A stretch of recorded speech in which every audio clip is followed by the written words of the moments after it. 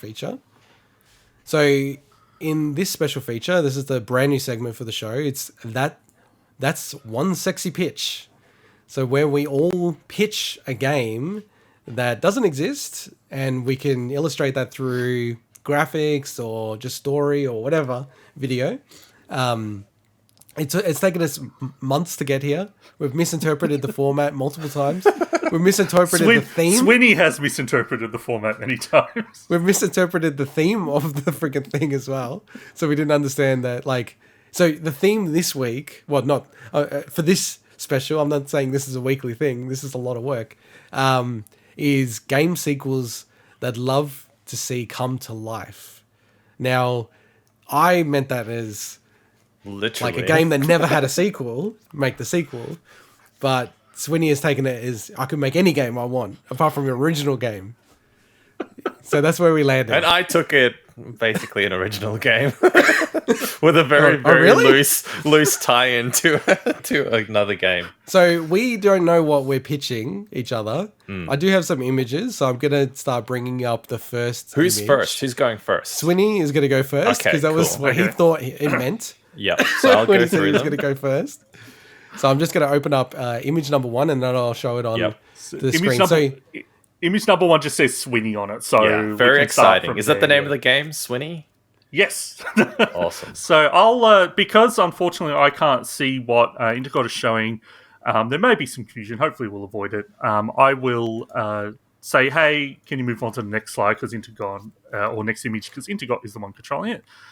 So before we move any further, just wanted to say that this idea came to me within a minute of integot coming up with the idea for this feature. When he told me, hey, Wow. I'm thinking of... I think you came up with the name before you came up with the actual concept. Didn't you? Yeah.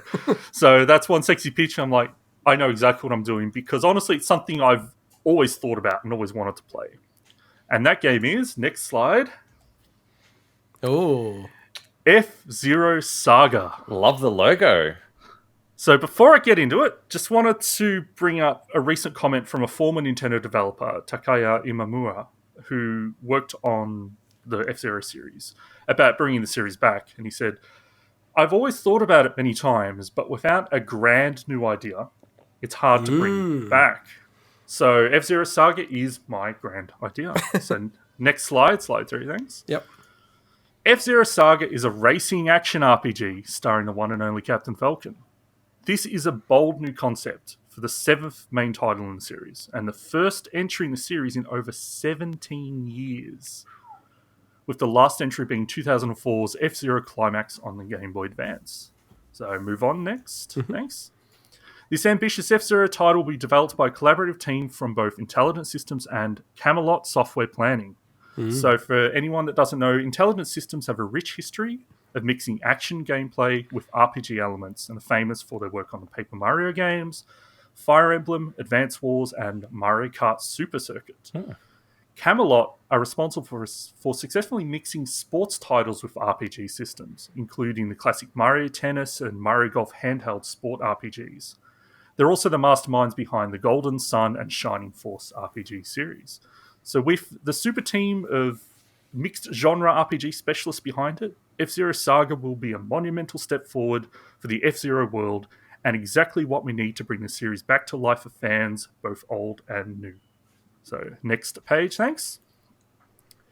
Our planned features for F-Zero Saga include classic racing modes, such as Arcade Grand Prix, Time Trial, so anyone that just loves to play F-Zero for its racing, don't be worried. There'll also be 4-player local split screen and online for up to 16 players. We're hoping to push this number up to 30 to match the number of races in F-Zero X, but we'll see how it goes during development.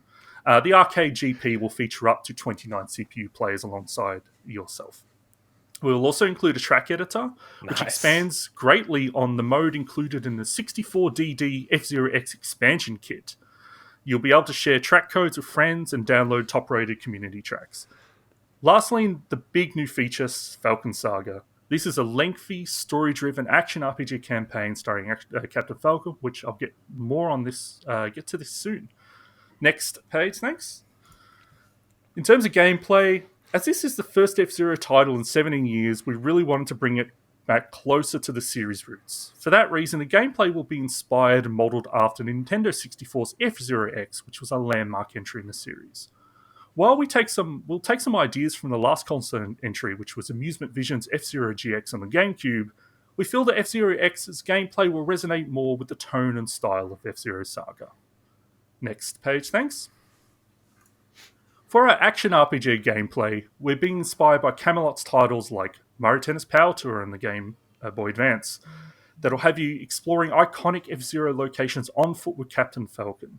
And you'll also enter action battles, and this is where we're aiming for a cross between a beat-em-up and an RPG, like a mix of Scott Pilgrim vs. the World and Bandai Namco's Tales series. Next page, thanks. For visuals, we have a great modern example of Mute City already in Mario Kart 8 Deluxe, and that will be a benchmark for graphical fidelity during the racing sequences. For Falcon Saga, we're aiming for a stylized cartoon style, such as how Falcon looked in the Min Min reveal trailer for Super Smash Bros. Ultimate. Next page, thanks. So, to finish things off, I want to explain a little bit more about our campaign, Falcon Saga. So, F-Zero, for a lot of people that don't realize, actually has a long history across both games and anime, but there's also two different continuities. We will be basing Falcon Saga on the classic timeline, with the story taking place after the GameCube's F-Zero GX. That means it will take place before the most recent entry in this timeline, which was F-Zero Maximum Velocity, as that game did not feature Captain Falcon. Next page. In Falcon Saga, you'll finally be able to explore iconic F-Zero locations such as Captain Falcon's home city, Port Town, and the classic location Mute City. You'll be able to freely explore certain sections of these cities on foot and in the Blue Falcon. Next page. Playing as Captain Falcon, you will embark on a heroic mission to uncover a sinister plot involving many classic and brand new F-Zero characters. You'll also be able to take on many side quests, talk to interesting side characters, and hunt bounties, which is actually Captain Falcon's profession. Next page. As the gameplay will feature many hand-to-hand combat sequences, we're looking to the amazing work done in the Smash Bros. Series to create Captain Falcon's moves and abilities. As he gains experience, you can unlock and upgrade these moves and acquire new active and passive skills that will aid you in both combat and exploring new areas of the world. Next page. As you progress through the story and start to uncover the sinister plot, you'll also take part in many class F-Zero races, including optional challenges during races that will reward you with more money and experience. You can use this money to upgrade the Blue Falcon's performance. We're also exploring weapon mechanics for the first time in certain race types, but that's a secret for now. Next page, and the second last one. Lastly, to provide an incentive for both new and old fans to experience both the main and side content in Falcon Saga, the mode will unlock many cool extras. This includes many different skins for the different races, alternate music remixes, classic F-Zero comics and artwork, and full episodes of the F-Zero GP Legend anime series from 2003. This includes the 15 episodes released in North America and the extra 36 previously Japan-only episodes with full English subtitles. But don't worry, all the races and track themselves will be fully unlocked from the beginning in all modes to allow for easy online play.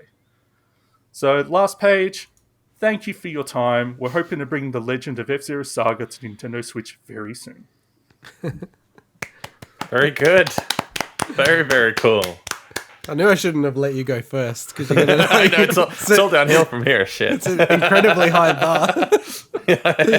I love it, man. That's like so good. Son, that's really cool. Yeah, That's I really would play this. I would totally play this. By the way, big credit to I think it's Ono Fire from DeviantArt that I took a really cool image for the box art and some of the key visuals there. So, but you came up with a logo and the name. Yeah, all the rest. Yeah. Yeah, nice. Very cool. I really could see it. I really could see it, actually. Yeah. Like, I think, you know, like, and it's a big frustration for people who love F-Zero, where they're just constantly saying, well, we've got no new ideas. Well, look at this, Swinny. Yeah, Swinny's got a new idea. I don't know if Intelligent Systems and Camelot have ever collaborated on a project, so maybe that's a bit far-fetched, but I mean, they're both well-versed in Nintendo properties, so... Nice. Very good, man. That's, like, incredible. I love it. All right, do you want to go next, Mike? Sure. So load up, I'll do exactly what Swinny did. I'll just go through each one. Load up the first one. Yeah, I've got it. Yeah, Cool. I've got it. Okay, so the idea... So I should be on the thing that says Revo, yeah? That's right, yes. That's Okay, the name yeah, of the go on. game. So the idea I'm pitching is a game called Revo. And it's a game about evolution. To be precise, re-evolution. And I'll So explain this is why. a sequel, right? So I'll explain that in a sec. Okay, I'll okay. explain that in a sec. Now, it's not a game about a revolution. There's no dictators in this game or anything like that, although there are bosses. It's a game about evolving and the evolution of organisms. And the reason it's called Revolution, or Revo for short, is because it's a roguelike where you evolve, eventually die, start again, re-evolve, and so on and so forth. Now, because I had to do some sort of a tie-in to an existing game, I would say this is a spiritual successor to the game Spore, because it's probably the closest game that I could think of that, had evolution elements into it. Although, to be honest, it's a very loose tie-in because I think it's a completely different game. By the way, I'm just wondering, should we be moving on to slides, or are we still? No, this is still the first slide. Okay. This is still the intro Revo slides that just checking. mocked up. Now we can actually move on to the second one.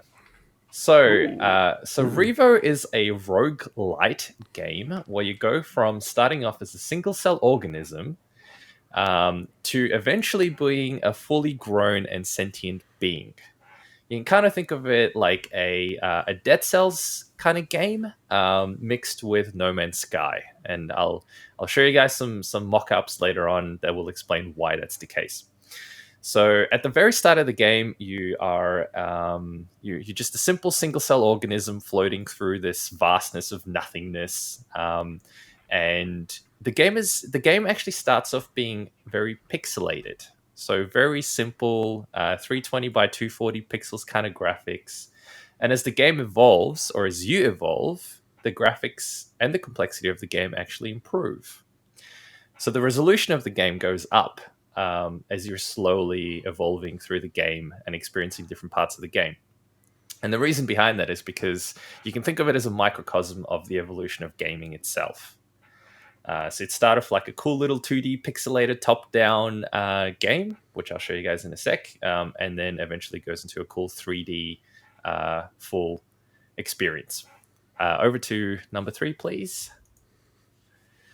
So as you progress, there's an example of one progression of a player very early on in the evolution. You can either get you come across nodes which act as basically random mutations. So when you hit that particular node, kind of like any roguelite game, it can give you a random ability, and in this case, it gives you a random mutation. That allows you to either, for example, evolve a longer tail, which might make you swim faster through this place, or it makes you tougher, so it's harder for enemies to hit you. Whatever the case may be, it's these random mutations. The other thing that can also happen is not just random mutations that affect how you evolve, but whether you use a particular thing. So, for example, there's an ability to dash in the game. If you consistently use the dash ability, you're more likely to get an evolution of that particular ability. And likewise, if you use melees when attacking enemies, as opposed to a different ability that you might have, you're more likely to also get that random mutation being upgraded in that particular path. So if we move over to the next one, please. So this should be the one where in this particular place, the player has mutated a little further on into a frog-like somethingness. And you can see it's sort of inspired by sort of that top-down, in this case, it's still a bit of a top-down shooter kind of game, where you get the enemy health bars, random enemies floating around that you have to kill to continue to survive, to evolve. And one thing to probably also note here is that you get different biomes that you play within, which are based on your current evolution level. So it doesn't, unfairly mix you in with enemies that are way further advanced than you are that would, instantly kill you. But you can sort of go, because it's got that RPG element where you can kind of go towards those biomes if you choose to, but you're probably going to get completely gobbled up and you're going to have to start your evolution process once again. So if we move on to the next screen, which is an example of a boss battle, again, relatively early in its evolutionary stage. Boss battles obviously give you much bigger boosts to your evolution. In this case, because you absorb their DNA. So at every stage of the way, there's a boss, and when you beat the boss, it moves on to the next big stage of evolution. So if we go into example number 6, this is a much more advanced stage of the evolution where you're now gone well beyond the simple 2D pixelated top-down version of the game, and it's evolved into the stage of the game where you're a more sentient creature.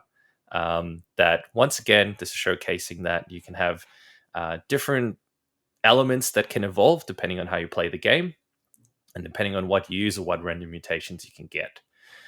And if we move on to the next slide, which is just a quick sketch that I did, just to illustrate the concept, which is sort of one of the key things behind the game, and that is you start off once again as this very simple life form in a very pixelated 2D environment, and then as you progress through the game, you go into this eventually evolve into a creature where you play, so that the gameplay and the camera and the mechanics actually evolve as you play the game in that particular evolution set. So if you can sort of picture the camera slowly going from a top-down 2D to sort of like a 2.5D game concept all the way to the end where it's a fully RTX ray tracing enabled 3D landscape of a platformer kind of game. And if you switch to the last one, which is the last quick sketch that I did, just as a quick example of how the graphics improve through the process from the beginning all the way to you being a sentient creature.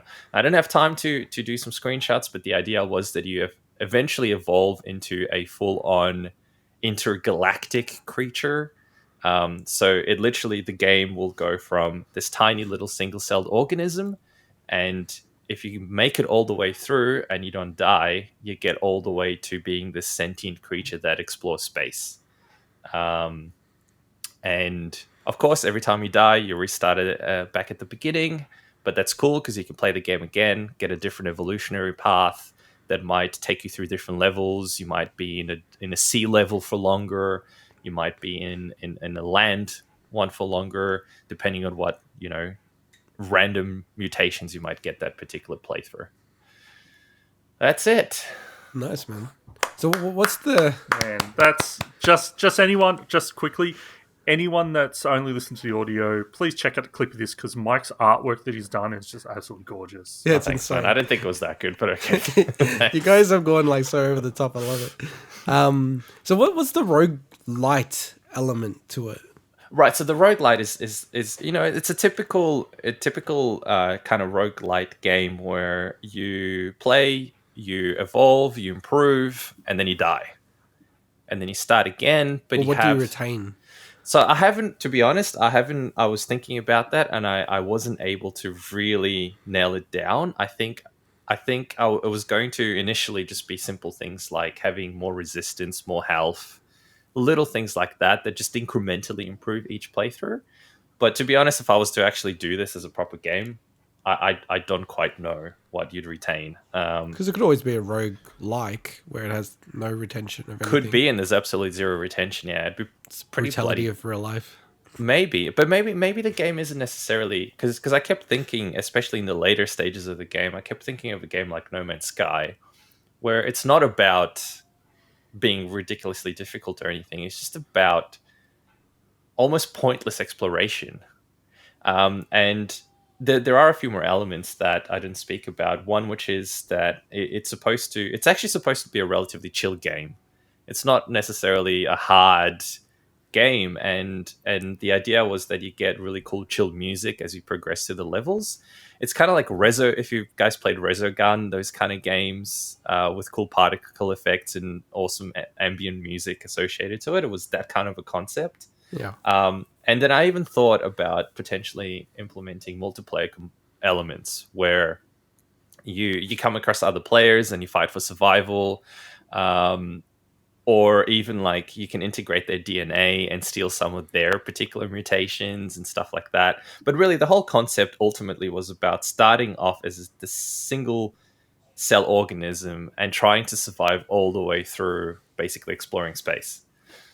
I love the link to Spore as a spiritual It's the successor. closest thing I could think of. At first, I thought you were going to say it was a sequel to Evo, the Super Nintendo evolution RPG. I've never By I've calling never it played Revo. What is Evo? That's what Super I Nintendo? thought at the start as well. I've never played Evo's Search for Eden was okay. So anyway, but no, it's obviously not that.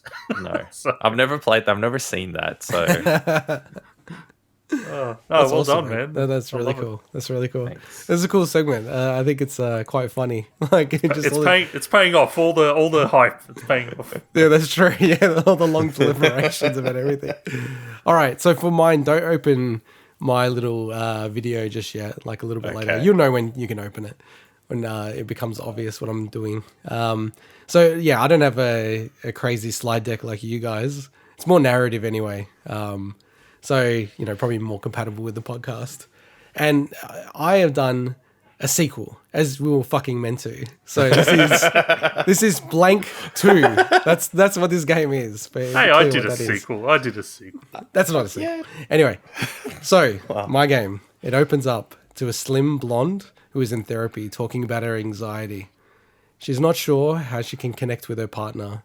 She's lamenting that he's a writer and he has a story in his mind that he just can't get out, and he has fear that it will be true if he writes the story because everyone affirms to him that the story isn't true.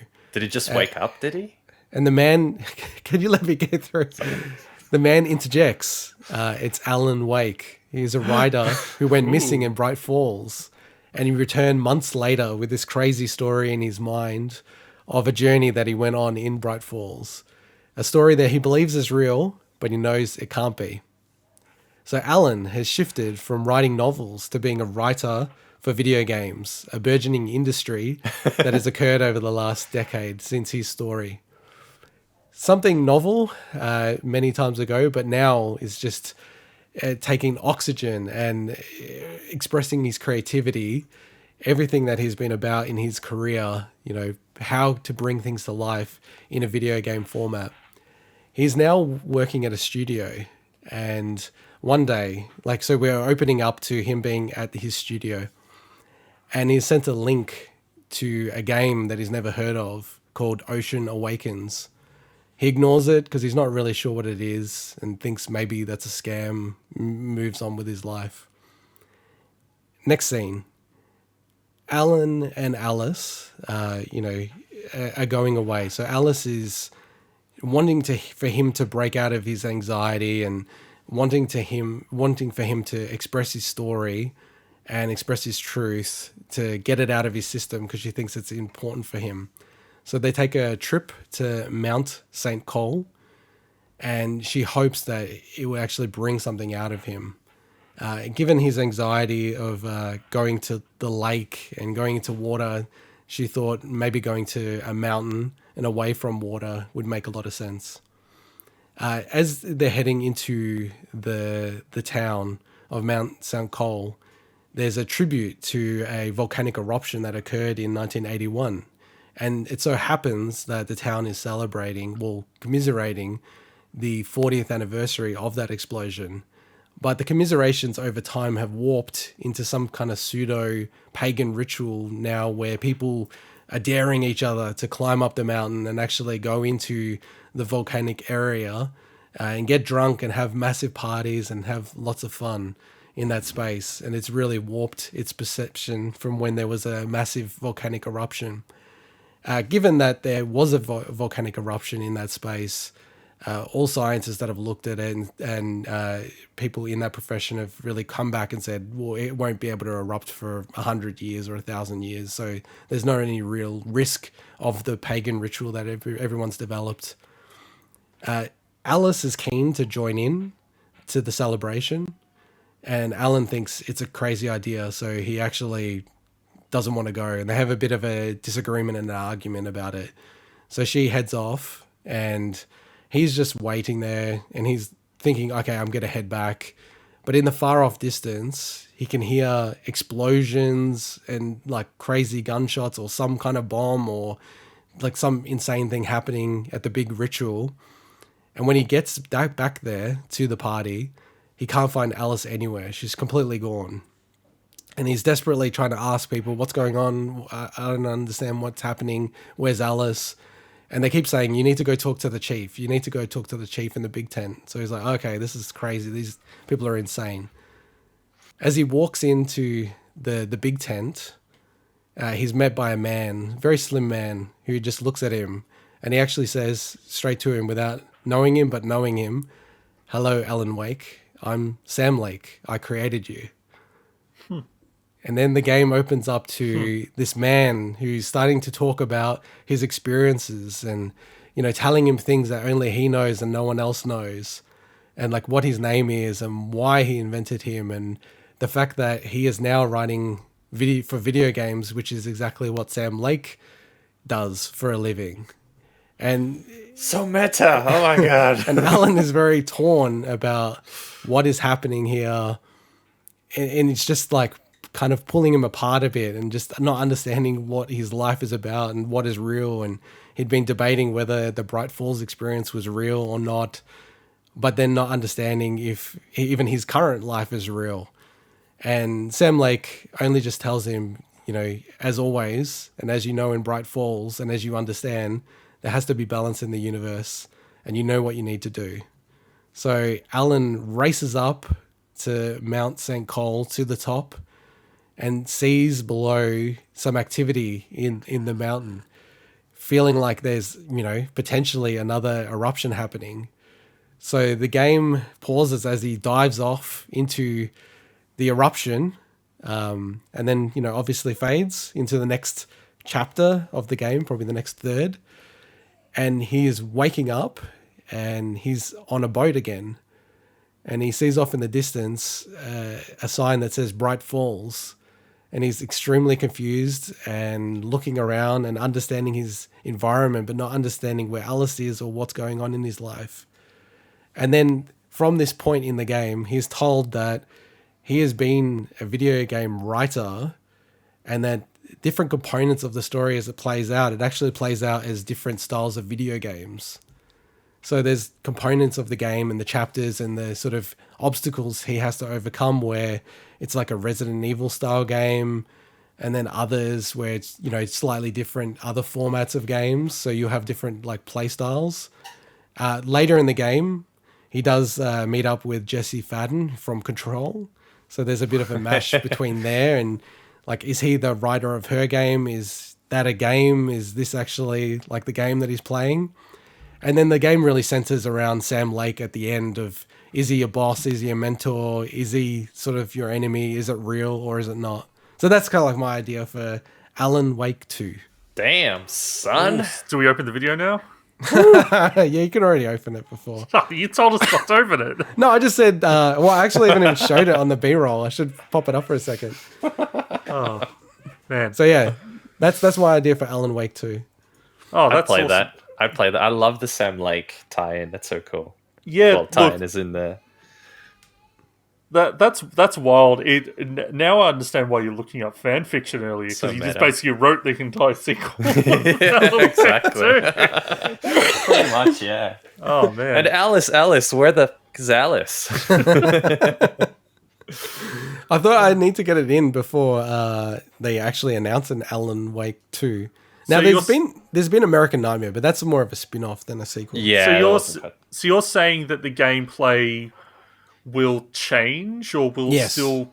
So it still primarily be gameplay similar to the original, or completely different? I think it starts like that, so then you kind of get into that false sense that it's going to be like that. But I think when it gets into Bright Falls, you start to experience some of the things that have happened to him there, but with a different gameplay style. So it's like So, Nier. like- Yeah, Yeah, Right yeah, about kind of like that that. changes Yeah. gameplay style No, that's exactly kind of what midway. I'm thinking. But it's all due to the fact that he's a writer, and then these are parallels to games that he's written.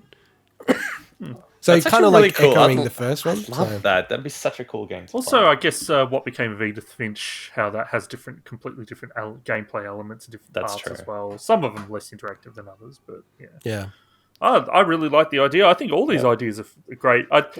Obviously, this is just the first time we're doing this segment, so I'm looking forward to when we do it in the future again. But it just goes to show how different we approach this as well. That's true. Which is why when Mike asked me the other day, it's like, "Oh, what are you guys doing? You're preparing images." I'm like, "No, I kind of want to see what we'll do." Yeah, you I know? agree.